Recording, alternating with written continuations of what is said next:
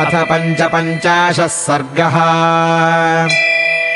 उषित्वा रजनीम् तत्र राजपुत्रावरिन्दमौ महर्षिमभिवाद्याथ जग्मतुस्तम् गिरिम् प्रति।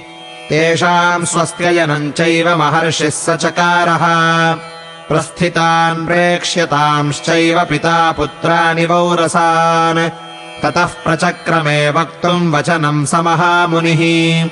भरद्वाजो महातेजा रामम् सत्यपराक्रमम्। गङ्गायमुनयोः सन्धिमासाद्यमनुजर्षभौ। कालिन्दीमनुगच्छेताम् नदीम् पश्चान्मुखाश्रिताम्। अथासाद्य तु कालिन्दीम् प्रतिस्रोतः समागताम्। तस्यास्तीर्थे प्रचरितम् प्रकामम् प्रेक्ष्य राघव।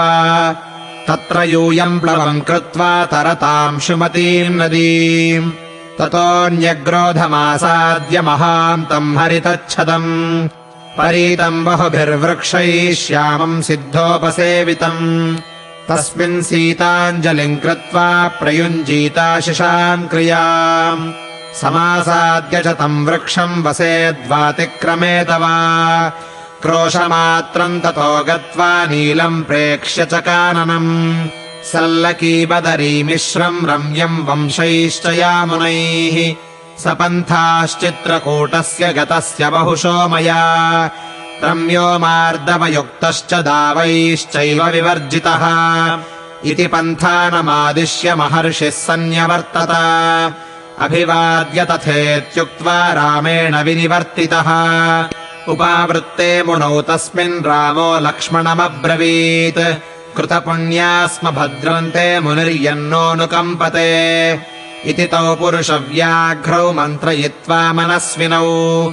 सीतामेवाग्रतः कृत्वा कालिन्दीम् जग्मतुर्नदीम्। अथासाद्य तु कालिन्दीम् शीघ्रस्रोतस्विनीम् नदीम्। चिन्तामापेदिरे सद्यो नदी जलतितीर्षवः। तौ काष्ठसङ्घाटमथो चक्रतुः सुमहाप्लवम्। शुष्कैर्वंशैः समाकीर्णमुशीरैश्च समावृतम्। ततो वैतथशाखाश्च जम्बुशाखाश्च वीर्यवान्। चकार लक्ष्मणश्चित्वा सीतायाः सुखमासनम्। तत्र श्रियमिवाचिन्त्याम् रामो दाशरथिः प्रियाम्। ईषत्सलज्जमानाम् तामध्यारोपयत प्लवम्। पार्श्वे तत्र च वैदेह्या वसने भूषणानि च। प्लवे कठिनकाजम् च रामश्चक्रे समाहितः। आरोप्य सीताम् प्रथमम् सङ्घाटम् परिगृह्यतौ। ततः प्रतेरतुर्यत्तौ प्रीतौ दशरथात्मजौ। कालिन्दी मध्यमायाता सीता त्वेनामवन्दत। स्वस्ति देवि तरामि त्वाम् पारयेन्मे पतिर्व्रतम्। यक्ष्ये त्वाम् गोसहस्रेण सुराघटशतेन च। स्वस्ति प्रत्यागते रामे पुरीमिक्ष्वाकुपालिता। कालिन्दीमथ सीता तु याचमाना कृताञ्जलिः। तीरमेवाभिसम्प्राप्ता दक्षिणम् वरवर्णिनी। ततः प्लवेनाम् शुमतीम् शीघ्रगामूर्मिमालिनीम्।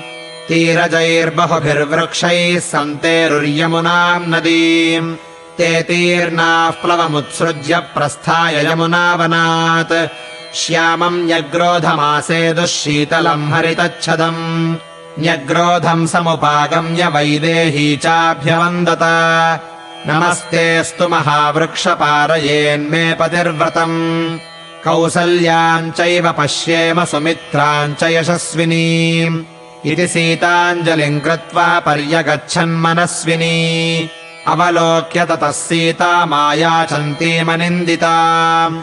दयिताम् च विधेयाम् च रामो लक्ष्मणमब्रवीत्। सीतामादाय गच्छत्वमग्रतो भरतानुजा। पृष्ठतोऽनुगमिष्यामि सायुधो द्विपदाम्बरा। यद्यत्फलम् प्रार्थयते पुष्पम् वा जनकात्मजा। तत्तत्प्रयच्छ वैदेह्या यत्रास्यारमते मनः। एकैकम् पादपम् गुल्मम् लताम् वा पुष्पशालिनीम्। अदृष्टरूपाम् पश्यन्ती रामम् पप्रच्छ सा बला। रमणीयान् बहुविधान् पादपान् कुसुमोत्करान् सीतावचनसंरब्ध आनयामास लक्ष्मणः विचित्रवालुकजलाम् हंससारसनादिताम् रेमे जनकराजस्य सुता प्रेक्ष्य तदा नदीम् क्रोशमात्रम् ततो गत्वा भ्रातरौ रामलक्ष्मणौ बहून्मेध्यान् मृगान् हत्वा चेरतुर्यमुना वने विहृत्य ते बर्हिणपूगनादिते शुभे वने वारणवानरायुते समम् नदीव प्रमुपेत्य सत्वरम् निवासमाजग्मुरदीनदर्शनाः इत्यार्षे श्रीमद् रामायणे वाल्मीकीये आदिकाव्ये अयोध्याकाण्डे 55 सर्गः।